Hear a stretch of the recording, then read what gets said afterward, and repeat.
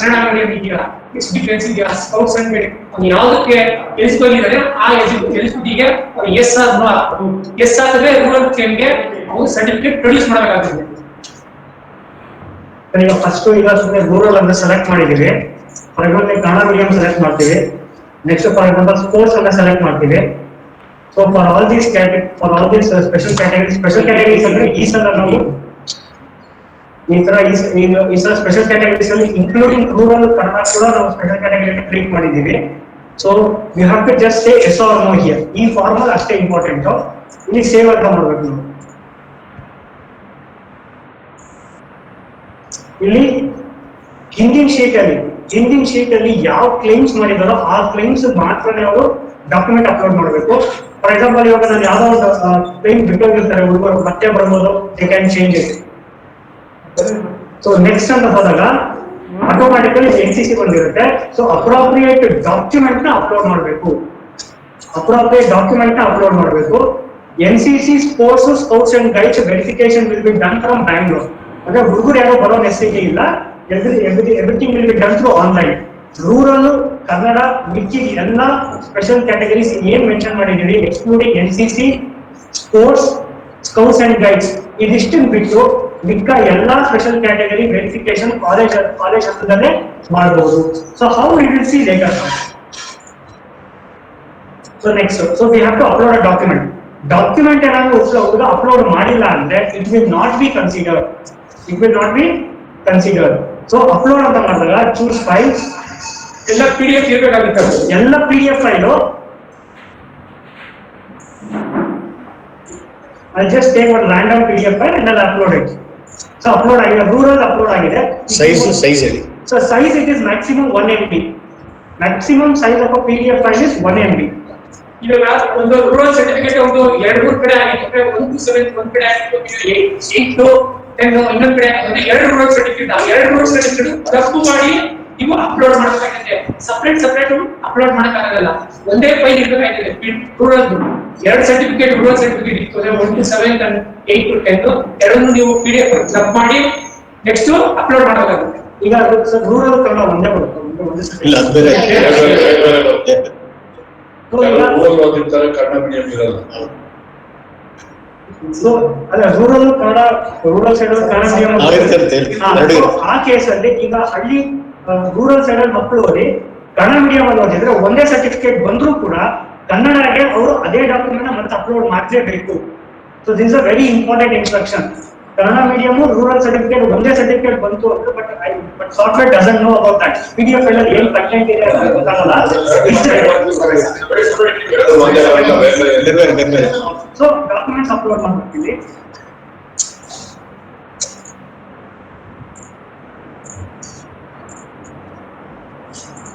NCC ಗೆ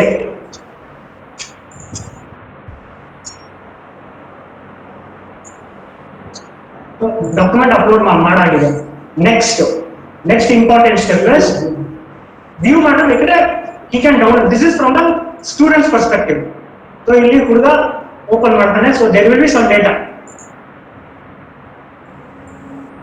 So similarly he can view the documents whatever he has uploaded. Next important thing is mandatory documents. Mandatory documents ಅಲ್ಲಿ Hyderabad Karnataka marks sheet. So Hyderabad rules ಏನಂತ ಹೇಳ್ಬೋದು ಹೇಳು. ಅಲ್ಲಿ ಎಷ್ಟು 24 1 to 10 ರೋಚರಿ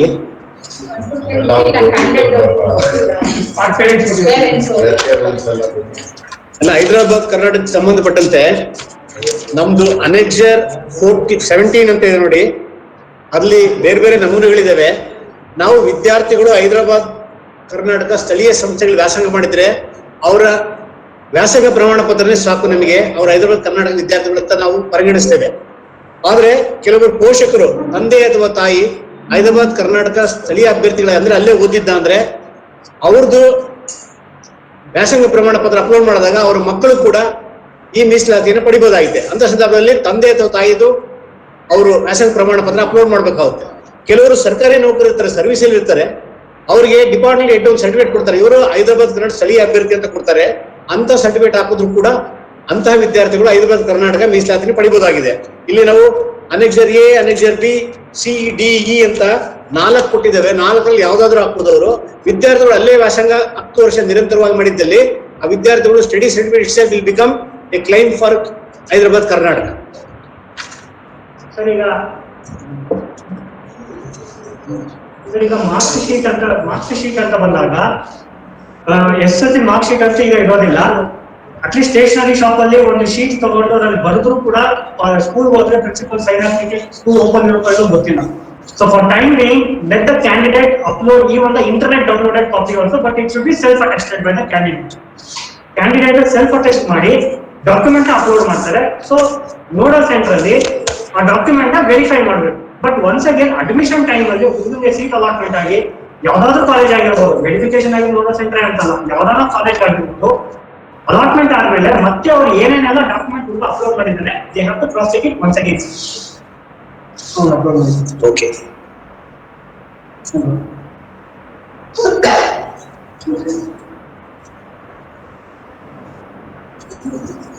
Yes, that would.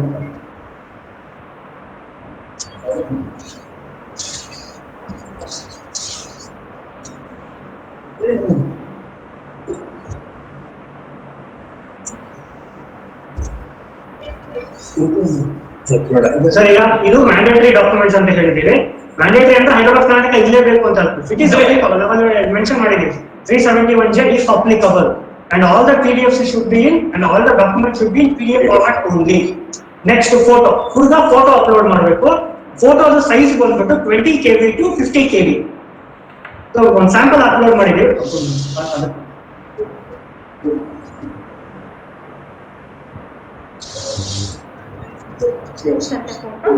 So automatically save ಅಂತ ಮಾಡಿದ ತಕ್ಷಣ ಹುಡುಗನ ಫೋಟೋ ಅಲ್ಲಿ ಕೆಳಗಡೆ ರಿಫ್ಲೆಕ್ಟ್ ಆಗುತ್ತೆ. So this should be very ಏನಂತಾರೆ ಕ್ಲಾರಿಟಿ ಇರಬೇಕು ಫೋಟೋದಲ್ಲಿ. ನೆಕ್ಸ್ಟ್ ಆಪ್ಷನ್ ಇದೆ. So this time it is the most important thing that every candidate has to do. So the kind request for all the nodal centres from hour end let the candidate at least to do a option entry of at least a minimum of 25, at least a 25, because we have made an additional option like a district option entries also, which we will cover later. But the thing is like we should not leave any student like details are ಹೇಳ್ತಾ ಇದೆ. So because pandemic ಇರೋದ್ರಿಂದ ಅಲ್ಲಿ ಏನಾಗ್ತದೆ ಹುಡುಗರು ಹೋಗೋ chances ಇರುತ್ತೆ because time ಇದೆ ಇಲ್ಲಿ. ಸೊ ಹುಡುಗರು ಬೇರೆ ಕಡೆ ಹೋಗಬಾರ್ದು ಅನ್ನೋದಕ್ಕೋಸ್ಕರ ನಾವು we have taken certain strategies. But ನಮ್ಗೆ ಆಪ್ಷನ್ ಎಂಟ್ರಿನಲ್ಲೇ ಸಾಕಷ್ಟು ಮಾಡ್ಕೊ ಅಂತಂದ್ರೆ ನಮ್ಗೆ ಇಶ್ಯೂಸ್ ಇರೋದಿಲ್ಲ ಅಲಾಟ್ಮೆಂಟ್ ಟೈಮ್ ಅಲ್ಲಿ. So we request all the nodal centres to make at least option entries of 25 for each and every candidate. So this whatever the demonstration we are doing in the student portal it is can be done from the student end also. But ಸ್ಟೂಡೆಂಟ್ಗೆ ಮಾಡಲಿಕ್ಕೆ ಗೊತ್ತಾಗಿಲ್ಲ ಅಂದಾಗ nearest nodal centre government polytechnic ಆಗಿರ್ಬೋದು, aided polytechnic ಆಗಿರ್ಬೋದು, ಅವ್ರು ಅಲ್ಲಿ ಬಂದು ಅವರೇ ರಿಜಿಸ್ಟರ್ ಮಾಡಬೇಕು. You have to just facilitate them sir. ಇಲ್ಲಿ ನಾವಲ್ಲಿ ಇನ್ಸ್ಟಿಟ್ಯೂಷನ್ ಪೋರ್ಟಲ್ ಅಂತ ಇನ್ನೊಂದು ಕೊಟ್ಟಿದ್ರು ಕೂಡ ಅಲ್ಲಿ ನೀವು ಮಾಡ್ಲಿಕ್ಕಿಲ್ಲ. ಈ ಎಲ್ಲಾ ಕೆಲಸನು ನೀವ್ಯಾರು ಮಾಡ್ಲಿಕ್ಕೆ ನೆಸಿಟಿ ಇಲ್ಲ. ಹುಡುಗಾನೇ ಮಾಡ್ಬೇಕು, ಹುಡುಗಾನೇ ರಿಜಿಸ್ಟರ್ ಮಾಡ್ಕೋಬೇಕು. ಅಲ್ಲಿ ಫೆಸಿಲಿಟೇಟ್ ಮಾಡಿದ್ರೆ ಆಯ್ತು ಒಂದು ಆಪ್ಷನ್. ಈಗ ನೋಡಿ, ಈಗ ಒಂದು ಆಪ್ಷನ್ ಎಂಟ್ರಿ ಸ್ಯಾಂಪಲ್ ಒಂದು ಮಾಡಿದ್ದೀವಿ. ಫಾರ್ ಎಕ್ಸಾಂಪಲ್ ಈಗ 103 ಮೆಕ್ಯಾನಿಕಲ್ ಮಾಡ್ತೀವಿ.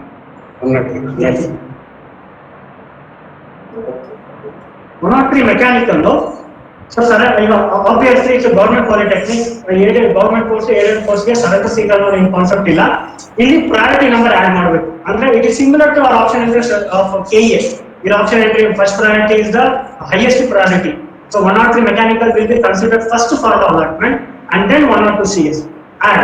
ಇಲ್ಲಿ ಎಷ್ಟು ಬೇಕಲ್ಲ ಆಡ್ ಮಾಡಬಹುದು. Even we have around 1600, 1500 courses or something we have. ಅಷ್ಟನ್ನು ಆಡ್ ಮಾಡಬಹುದು. There is no restriction. But at least minimum 25 ಮಾಡಿದ್ರೆ it will be very good. For example, ಇವಾಗ 103 CE ಅನ್ನೋದು 103 civil. It is to be a YRS. Unaided course ಅಂತ ಬಂದಾಗ ಮಾತ್ರ Y ಏನಂತ concept ಬರುತ್ತೆ. ಬಟ್ ಇಲ್ಲಿ ಏನು ತಲೆಗೆ ನೆಸಿಟಿ ಇಲ್ಲ. So just save. ನೆಕ್ಸ್ಟ್ ಇವಾಗ ಒಂದು ಪ್ರೈವೇಟ್ ಅನ್ಎಡೆಡ್ ಇನ್ಸ್ಟಿಟ್ಯೂಷನ್ ಆಡ್ ಮಾಡ್ತಾ ಇದೀವಿ. 314 CS. 314 CS ಇಲ್ಲಿ ಇನ್ನೊಂದು ಏನ್ ಕಾನ್ಸೆಪ್ಟ್ ಇದೆ ಅಂದ್ರೆ ಇಲ್ಲಿ unaided seat other than SNQ. ಆ 314 ಇನ್ಸ್ಟಿಟ್ಯೂಷನ್ ಇಸ್ ಅನ್ಎಡೆಡ್ ಕಾಲೇಜು, ಆ ಕೋರ್ಸ್ ಅನ್ಎಡೆಡ್. ಅಲ್ಲಿ ನೀವು SNQ ಕ್ಲಿಕ್ ಮಾಡಿದ್ರೆ ಬೇಸಿಕ್ ಡೀಟೇಲ್ಸ್ ಅಲ್ಲಿ SNQ ಕ್ಲಿಕ್ ಮಾಡಿದ್ರೆ ನೀವು 314 CS ಇಲ್ಲಿ N ಆರ್ ಕೊಡ್ಬೋದು Y ಆರ್ ಕೊಡ್ಬೋದು. ಒಂದು ಕಾನ್ಸೆಪ್ಟ್ N ಕೊಟ್ಟಾಗ ಅಂದ್ರೆ 314 ಅಲ್ಲಿ ನಮಗೆ ಪೇಮೆಂಟ್ ಸೀಟ್ ಬೇಡ ಅಂತ, ಆದ್ರೆ 314 ಅಲ್ಲಿ ನಿಮ್ಗೆ SNQ ಸೀಟ್ ಮಾತ್ರ ಅಲಾಟ್ ಆಗುತ್ತೆ. ನೀವು Y ಕೊಟ್ಟಾಗ ಕ್ಯಾಂಡಿಡೇಟ್ ಏನಾಗುತ್ತೆ ಅಂದ್ರೆ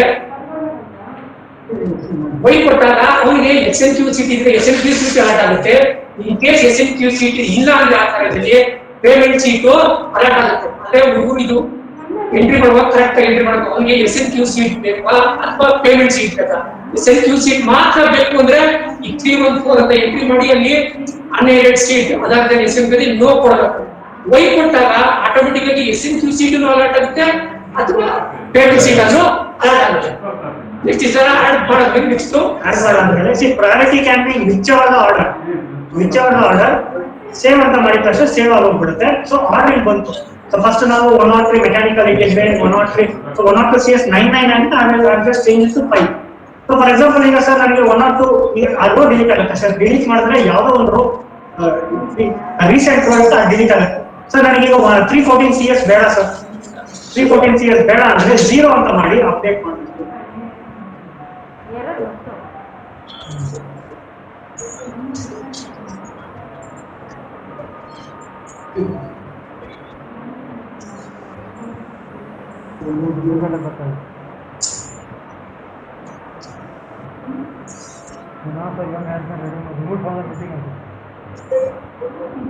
ಚೆಕ್ ಮಾಡ್ತೀನಿ ಸರ್. 0 ಅಂತ ಹಾಕಿದ್ರೆ ಇಟ್ ವಿಲ್ ಬಿ ಡಿಲೀಟೆಡ್ ಅಷ್ಟೇ.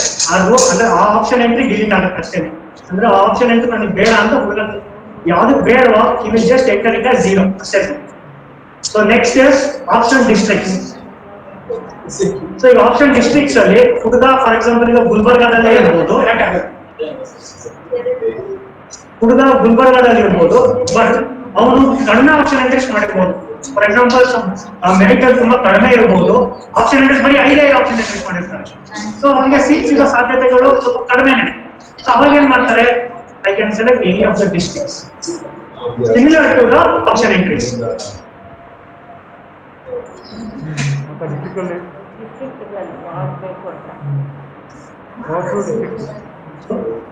ಇಲ್ಲಿ ಏನ್ ಕಾನ್ಸೆಪ್ಟ್ ಅಂದ್ರೆ ಬೀದರ್ ಅಂದ್ರೆ ಆಪ್ಷನ್ ಎಂಟ್ರೀಸ್ ಎಲ್ಲ ಮುಗಿಯುತ್ತೆ. ಆಪ್ಷನ್ ಎಂಟ್ರೀಸ್ ಎಲ್ಲ ಎರಡೂ ಸೀಟ್ ಅಲಾಟ್ ಆಗಿಲ್ಲ ಅಂದ್ರೆ Bidar will be consider. So Bidar ಅಲ್ಲಿ ಫಸ್ಟ್ ಗವರ್ಮೆಂಟ್ ಪಾಲಿಟೆಕ್ನಿಕ್ ಆಮೇಲೆ ಏಡೆಡ್ ಪಾಲಿಟೆಕ್ನಿಕ್, ಅದು ಕೂಡ in the order of the option entries. For example ಇಲ್ಲಿ ಆಪ್ಷನ್ ಎಂಟ್ರೀಸ್ ಅಲ್ಲಿ ಫಸ್ಟ್ ಮೆಕ್ಯಾನಿಕಲ್ ಹಾಕಿದ್ದಾರೆ ಪ್ರಯಾರಿಟಿ ನಂಬರ್ 1, ಸಿವಿಲ್ ನೆಕ್ಸ್ಟ್ ಇದೆ, CS ಥರ್ಡ್ ಇದೆ.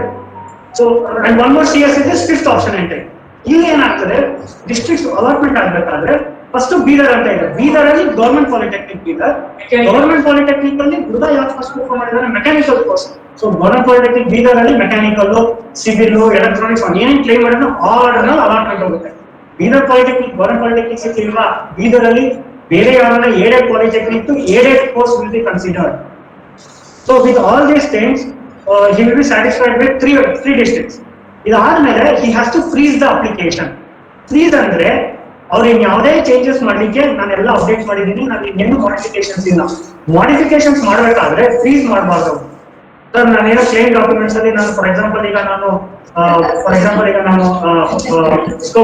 ITI ಬಿಟ್ಟಿದ್ದೀನಿ ಅಥವಾ ಎಸ್ ಡಿಫೆನ್ಸ್ ಬಿಟ್ಟಿರ್ತೀನಿ. ಸೊ ಎಸ್ ಅಂತ ಮಾಡ್ತೀನಿ. ಸೊ ಇಲ್ಲಿ ನಾನು you can do it, you can do all those changes.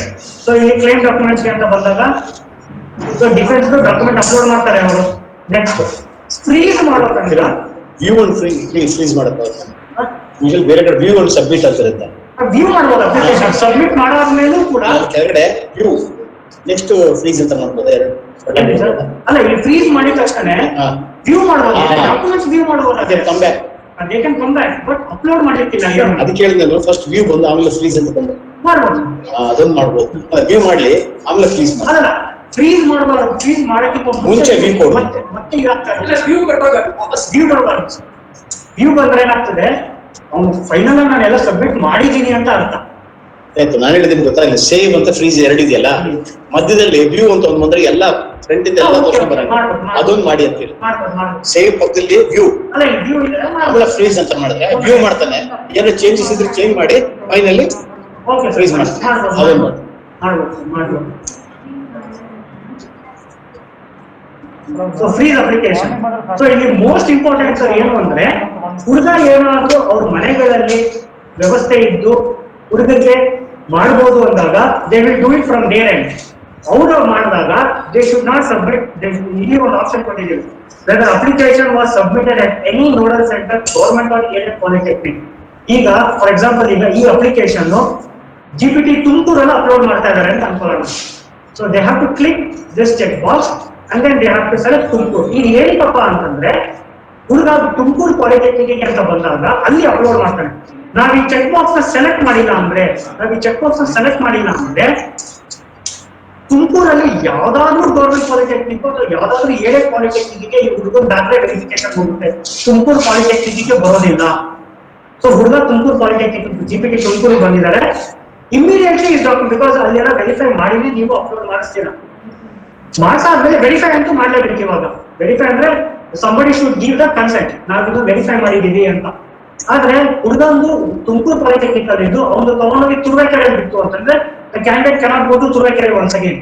So Tumakuru polytechnic ಅಲ್ಲೇ ಸೆಲೆಕ್ಟ್ ಮಾಡಿ ತುಮಕೂರು ಅಂತ ಕೊಟ್ಟು ಎಸ್ ಅಂತ ಕೊಟ್ಟಾಗ ಈಸ್ ಅಪ್ಲಿಕೇಶನ್ ಇಸ್ ಫ್ರೀಸ್ಡ್. ಇಲ್ಲಿ ಯಾವುದೇ ತರದಂತ ಏನು ಚೇಂಜಸ್ ಮಾಡಕ್ಕಾಗಲ್ಲ until provisional merit list. Until provisional merit list, he cannot make any more changes. ಇದಾದ್ಮೇಲೆ he can view the profile as per the DBS said that we can provide additional option for viewing also. We will do that. ಒಂದು interruption. ಈಗ ವಾಸುದೇವ್ ಅವರು GPT ಇರುವರಿಂದ ಒಂದು ಪ್ರಶ್ನೆ ಹೇಳಿದ್ರು, ನಮ್ಮಲ್ಲಿ internet ಇಲ್ಲ ಅಂತ ಹೇಳಿ. ಈಗ ಬೆಸ್ಟ್ ಪ್ರಾಕ್ಟೀಸಸ್ ಅಂತ ಆ ಅಡಿಯಲ್ಲಿ ಗೌರ್ಮೆಂಟ್ ಪಾಲಿಟೆಕ್ನಿಕ್ ರಾಮನಗರದಲ್ಲಿ ಒಬ್ಬ ಸಿಬ್ಬಂದಿಗೆ ಒಂದು ಲ್ಯಾಪ್ಟಾಪ್ ಕೊಟ್ಬಿಟ್ಟು ಸ್ಥಳೀಯ ಪ್ರೌಢಶಾಲೆಗಳಿಗೆ ಇಂತಿಂತ ದಿನ ಅಂತ ಕಳಿಸ್ತಾ ಇದ್ದಾರೆ. ವಿದ್ಯಾರ್ಥಿಗಳು ಬೇಕಾದ್ರೆ ಬಂದಲ್ಲಿ ಅಪ್ಲೋಡ್ ಮಾಡ್ಬೋದು ಅಂತ ಅವ್ರಿಗೆ ಹಾಟ್ಸ್ಪಾಟ್ ಯೂಸ್ ಮಾಡಿ ಮಾಡ್ತಾ ಇದ್ದಾರೆ. ಇದೊಂದು ಒಳ್ಳೆಯ ಬೆಳವಣಿಗೆ. ಹಾಗೆ ತಾವು ಪ್ರಯತ್ನ ಪಡೋದು, ಒಂದು ಲ್ಯಾಪ್ಟಾಪ್ ಇದ್ರೆ ಸಾಕು ನನಗೆ. ಸೊ ಲ್ಯಾಪ್ಟಾಪ್ಗೆ ಹಾಟ್ಸ್ಪಾಟ್ ಮಾಡ್ಕೊಂಡು ನೀವು ಮಾಡ್ಕೋಬಹುದಾಗಿದೆ. ಇದು GPT ರಾಮನಗರದ ನೆನ್ನೆಗೆ ಮಾತಾಡಿದಾಗ ಯಾವುದೋ ಒಂದು ಪ್ರೌಢಶಾಲೆಗೆ ಹೋಗ್ಬಿಟ್ಟು ಅಲ್ಲಿ ವ್ಯವಸ್ಥೆ ಮಾಡ್ಕೋತಾ ಇದೀವಿ ಸರ್, ಅಲ್ಲಿನ ವಿದ್ಯಾರ್ಥಿಗಳು ನಾವು ಅಟ್ರಾಕ್ಟ್ ಮಾಡ್ತೀವಿ ಅಂತ ಹೇಳ್ತಿದ್ದಾರೆ. ಇದು one of the best practice, other can replicate it ಅಂತ ಈ ಸಂದರ್ಭದಲ್ಲಿ ಹೇಳಕ್ ಇಚ್ಛೆ ಪಡ್ತೇನೆ. ಡಾಕ್ಯುಮೆಂಟ್ಸ್ ಅಪ್ಲೋಡ್ ಮಾಡ್ಬೇಕಾದ್ರೂ ಅಷ್ಟೇ, ಸ್ಕ್ಯಾನರ್ ಇಶ್ಯೂಸ್ ಅವೆಲ್ಲ ಏನ್ ತೊಂದರೆ ಇಲ್ಲ. ಸಿಂಪಲ್ ಮೈಕ್ರೋಸಾಫ್ಟ್ ಆಫೀಸ್ ಲೆನ್ಸ್ ಆಗಿರ್ಬೋದು ಅಥವಾ cam scanner kind of software use ಮಾಡಿ ಡಾಕ್ಯುಮೆಂಟ್ ಅಪ್ಲೋಡ್ ಮಾಡಿದ್ರು ಆಯ್ತು. PDF ಮಾಡಿ ಸೈಜ್ ರೆಡ್ಯೂಸ್ ಮಾಡ್ಲಿಕ್ಕೆ ಸೈಜ್ ರೆಡ್ಯೂಸ್ ಮಾಡಿ ಸರ್, ನಾವು ತೋರಿಸ್ತೀವಲ್ಲ. For verification it should be visible ಅಷ್ಟೇ. ತೀರಾ ಕ್ಲಾರಿಟಿ ಇರೋದು ಬೇಕು ಅಂತ ಕೇಳ್ತಾರೆ, ಎಕ್ಸೆಪ್ಟ್ ಫೋಟೋ. ಯಾಕಂದ್ರೆ ಫೋಟೋ ಬಂದ್ಬಿಟ್ಟು ಅಡ್ಮಿಷನ್ ಆಗೋ ಟೈಮಲ್ಲಿ ಫೋಟೋನ ಕ್ರಾಸ್ ಚೆಕ್ ಮಾಡ್ಕೊಳ್ತಾರೆ ಪ್ರಿನ್ಸಿಪಲ್ ಅವರು. ಸೊ ಇವನೇನೇ ಕ್ಯಾಂಡಿಡೇಟ್, ಅದು ಯಾರು ಫೇಕ್, ಬೇರೆ ಯಾರು ಫೇಕ್ ಕ್ಯಾಂಡಿಡೇಟ್ ಯಾರು ಬಂದಿಲ್ಲ ಅನ್ನೋದಕ್ಕೋಸ್ಕರ. ಮಿಕ್ಕಿದೆಲ್ಲ ಸ್ವಲ್ಪ ಕಾಣಿಸಂಗಿದ್ರು ಸಾಕು ಸರ್. ವೆರಿಫಿಕೇಶನ್ ಮಾಡೋರಿಗೆ ಇದು ಕಾಣಿಸಿದ್ರೆ ಇಟ್ ಇಸ್ ಗುಡ್. ಇವಾಗ ಈ ಅಪ್ಲಿಕೇಶನ್ ಇದನ್ನ ಡೌನ್ಲೋಡ್ ಮಾಡಿದ್ರೆ ಇದನ್ನ ವ್ಯೂ ಮಾಡೋದು ಕಂಪ್ಲೀಟ್ ಡೀಟೇಲ್ಸ್ ಡೇಟಾ ಎಂಟ್ರಿ ಮಾಡಿದೀರಾ. ನೆಕ್ಸ್ಟ್ ಇಲ್ಲಿ ಆಪ್ಷನ್ ಎಂಟ್ರಿ ಎಷ್ಟು 4 ಕಾಲೇಜ್ ಆಗುತ್ತೆ. This will be private 1 2 3 4 first college KPT Mangaluru mechanical detail. ಅದು ಯಾವ ಟೈಪ್ ಕೋರ್ಸ್ ಅಂದ್ರೂ ಮೆನ್ಷನ್ ಆಗುತ್ತೆ. ಇಲ್ಲಿ 314 propose PS polytechnic Bangalore complete additional unaided course. ಆಮೇಲೆ ಇಲ್ಲಿ SNQY ಅಂತ ಇದೆ. ಅಂದ್ರೆ SNQ ನನಗೆ ಬೇಕಾಗಿದೆ. ಇದು ಏನಂತ ಕೊಟ್ಟಿದ್ರೆ ಅವಾಗ ಹೇಳಿದ್ರೆ ಈ PS ಅನ್ನು ಕೊಡೋದಿಲ್ಲ ಇಲ್ಲಿ. ನಾನು ಕೊಡೋದಿಲ್ಲ. Next candidate district preference first Bidar Chikkaballapura ಇಟ್ಕೊಳ್ಳೋದು. ಇದು ಈ ರೀತಿ ಎಲ್ಲೂ ಸೀಟ್ ಸಿಕ್ಕಿಲ್ಲ ಅಂದ್ರೆ ನೆಕ್ಸ್ಟ್ ಬೀದರ್ ಅಲ್ಲಿ ಸೆಲೆಕ್ಟ್ ಮಾಡಿದ್ರೆ government aided polytechnic Hindi next ಇದನ್ನ ಪ್ರಿಂಟ್ ಔಟ್ ಪ್ರಿಂಟ್ ಔಟ್ ತೆಗೆದು ಕ್ಯಾಂಡಿಡೇಟ್ಗೆ ತಾವು ಕೊಡಬಹುದು. This is the part from the student portal. So ಇದು ಕ್ಯಾಂಡಿಡೇಟ್ ಅಕ್ನಾಲೆಜ್ಮೆಂಟ್ ಆಗಿ ಇಟ್ಕೋಬಹುದು ಅವರು.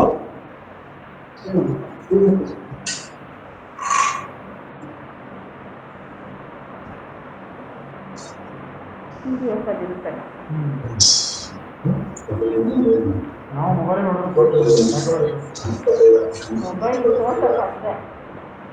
ಡಾಕ್ಯುಮೆಂಟ್ ನಾವು ಮೊಬೈಲ್ ಅಲ್ಲಿ ತಗೊಂಡ್ಬಿಟ್ಟು ಸ್ಕ್ಯಾನರ್ ಬೇಕಂತ ನೋಡಿ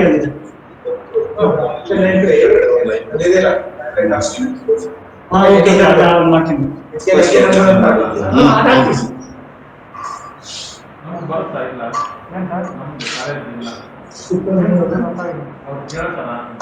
ಸೊ ಇಲ್ಲಿ ಏನಾರ ಡೌಟ್ಸ್ ಇದೆಯಾ sir? This is all from the students perspective. ಅಂದ್ರೆ ಸ್ಟೂಡೆಂಟ್ ಖುದ್ದಾಗಿ ತಾನೇ ಇಷ್ಟೆಲ್ಲ ಡೇಟಾ ಎಂಟ್ರಿ ಮಾಡಬಹುದು ಮನೆ ಕೂತಿ. ಅದೇ ರೀತಿ ಅವ್ರಿಗೆ ಸ್ಟೂಡೆಂಟ್ ಮನೆಯಲ್ಲಿ ಯಾವುದೇ ರೀತಿ ಇಂಟರ್ನೆಟ್ ಫೆಸಿಲಿಟಿ ಇಲ್ಲದೆ ಇರುವಾಗ ಕ್ಯಾಂಡಿಡೇಟ್ ತಮ್ಮ ನೋಡಲ್ ಸೆಂಟರ್ ಬರ್ತಾರೆ, ಬಂದು ಇಷ್ಟು ಡೀಟೇಲ್ ತಮ್ಮ ಮುಂದೆ ಕೂತಿ ಎಂಟ್ರಿ ಮಾಡೋದು. ಅವ್ರಿಗೆ ಅವ್ರ ಕೈಗೆ ಎಂಟ್ರಿ ಮಾಡಕ್ ಆಗಿಲ್ಲ ಅಂದ್ರೆ ತಾವೇ ಯೂಸರ್ ನೇಮ್ ಪಾಸ್ವರ್ಡ್ ಕ್ರಿಯೇಟ್ ಮಾಡಿ ಕೊಡಬೇಕಾದ್ರೆ ತಾವೇ ಮಾಡಬೇಕಾಗುತ್ತೆ.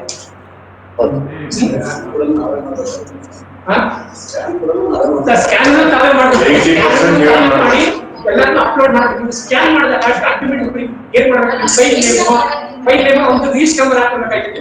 ಒಂದು ಏನ್ ಹೆಸರು ರಿಜಿಸ್ಟರ್ ನಂಬರ್ ಇರುತ್ತೆ ಆ ಫೈಲ್ ನಂಬರ್ ಕೊಟ್ಬಿಟ್ರೆ ಆಟೋಮೆಟಿಕ್ ಅಪ್ಲೋಡ್ ಮಾಡಕ್ಕೆ ಈಜಿ ಆಗುತ್ತೆ.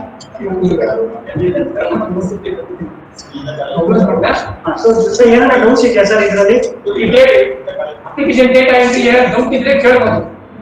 ಮೋಸ್ಟ್ ಇಂಪಾರ್ಟೆಂಟ್ ಏನು ಅಂದ್ರೆ ನಾವು ತೋರಿಸೋದಲ್ಲ ಫ್ರೀಸ್ ಮಾಡ್ಬೇಕಾಗುತ್ತೆ. ಈಗ ಹುಡುಗರಿಗೆ ಆಬ್ವಿಯಸ್ಲಿ ಅದು ಅರ್ಥ ಆಗೋದಿಲ್ಲ. ಅಪ್ಲಿಕೇಶನ್ ಸಬ್ಮಿಟೆಡ್ ನೋಡಲ್ ಸೆಂಟರ್ ಹುಡುಗ ಟಿಕ್ ಮಾಡ್ತಾನೆ, ಯಾವ್ದೋ ಒಂದು ಕಾಲೇಜ್ ಸೆಲೆಕ್ಟ್ ಮಾಡ್ತಾನೆ, and that thing it has to be verified from that particular nodal centres. ಈಗ ಇನ್ಸ್ಟಿಟ್ಯೂಟ್ ಹೇಳ್ತೀನಿ ಸರ್. ನಾವು ಕೇಳ್ತೀವಿ ಸರ್ ಈಗ ಇದು ಇನ್ನು whatever we are seeing is from the students perspective. ಹುಡುಗ ಮಾಡೋದು ಇನ್ ಕೇಸ್ ನೋಡಲ್ ಸೆಂಟರ್ಗೆ ಬಂದ್ರು ಕೂಡ it's same thing only. So ಇದು ಸ್ಟೂಡೆಂಟ್ ಪೋರ್ಟಲ್ ಆಯ್ತು ಸರ್. ಈಗ ಎಷ್ಟಿವರೆಗೂ ಈಗ ಇನ್ಸ್ಟಿಟ್ಯೂಷನ್ ಪೋರ್ಟಲ್. ಈಗ ಒಂದು ಡಾಕ್ಯುಮೆಂಟ್ GPT ತುಮಕೂರಲ್ಲಿ ಬಂದಿದೆ, but we don't know it has come or not. ನೀವು ಯಾರು ಲಾಗಿನ್ ಮಾಡಬಹುದು ಅಂದ್ರೆ ನಾವು ಆಲ್ರೆಡಿ 5 ಮೆಂಬರ್ಸ್ ನ ಹೆಸರು ತಗೊಂಡಿದ್ದೀವಿ, ಅವ್ರು ಮಾತ್ರ ಲಾಗಿನ್ ಮಾಡಕ್ಕಾಗುತ್ತೆ. ಇಂಥವ್ರು ಯಾರು ಲಾಗಿನ್ ಮಾಡಕ್ಕಾಗಲ್ಲ.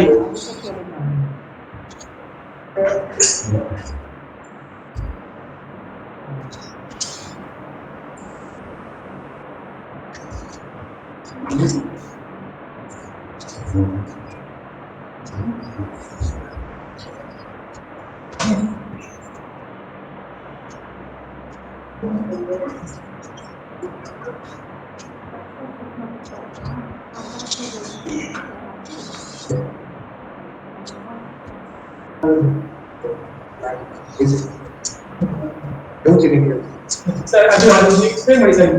ಎಂಟ್ರಿ ಮಾಡಕ್ಕೆ ಹೋಗ್ಬಿಟ್ಟು ಅದೇ ನಾನೇ ಬ್ಲಾಕ್ ಮಾಡಿದ್ದೀನಿ. ಸಾಫ್ಟ್ವೇರ್ ಬಗ್ಗೆ ಅಂದ್ರೆ ಉತ್ತರ ಕೊಡ್ತೀರಲ್ಲ. ರೂಲ್ಸ್ ಹೇಳ್ಕೊಡಿ sir. Okay, next start from where we left. I think Turuvekere ಆಯ್ತು, ವಚನಪುರ ಆಯ್ತು, ಗಣೇಶಪುರ ಆಯ್ತು. ಈಗ ತಂತ್ರಾಂಶ ಬಗ್ಗೆ ಇನ್ಸ್ಟಿಟ್ಯೂಷನ್ ಪೋರ್ಟಲ್ ಬಗ್ಗೆ ಮತ್ತೆ ಕಿರಣ್ ಅವರು ಮುಂದುವರಿಸ್ತಾರೆ. ಈಗ ಮತ್ತೆ ಪ್ರಶ್ನೋತ್ತರವನ್ನು ಮುಂದುವರಿಸ್ತಾ ಇದ್ದೇವೆ. ಗಣೇಶಪುರ ಆದ್ಮೇಲೆ ಮುಂದಿನ ಸಂಸ್ಥೆ GPT ಬೇಲೂರ್.